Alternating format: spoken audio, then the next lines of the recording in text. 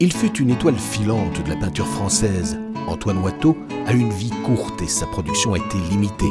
Et pourtant, l'artiste a marqué de son génie l'art européen. Dès son vivant, il connaît un succès fulgurant, alors qu'il travaille vraiment en marge des grands circuits, si je puis dire, de la commande officielle. Il travaille ni pour l'Église, ni pour l'État, ni pour la cour, mais pour des amateurs qui développent un goût nouveau, des nouveaux bourgeois d'affaires à Paris, mais aussi en Europe. Frédéric II sera son plus grand collectionneur en Prusse. Mais c'est vrai qu'au 19e, est-ce la poésie, la mélancolie qui répond plus à une sensibilité déjà un peu pétrie par le romantisme?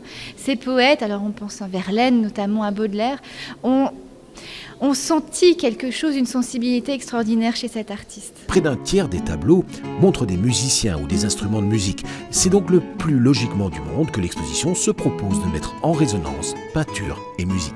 Peinture et musique, un lien que Watteau a vraiment travaillé tout au long de sa carrière. Il meurt jeune, 36 ans, mais ce sont des années qui ont suffi à l'artiste pour développer une appétence, une gourmandise par rapport à la musique. Lui-même, très vraisemblablement, n'était pas musicien, mais il a vécu dans des cercles où on entendait la musique d'avant-garde de l'époque, notamment chez Pierre Crozat, son grand mécène et protecteur. Autour et dans l'exposition, qui dure jusqu'au 12 mai aux Beaux-Arts, prendront place divers événements dont un cycle de 8 concerts et l'intervention de l'artiste contemporain Dirk Bachmann qui proposera de nouvelles créations photographiques inspirées de Watteau.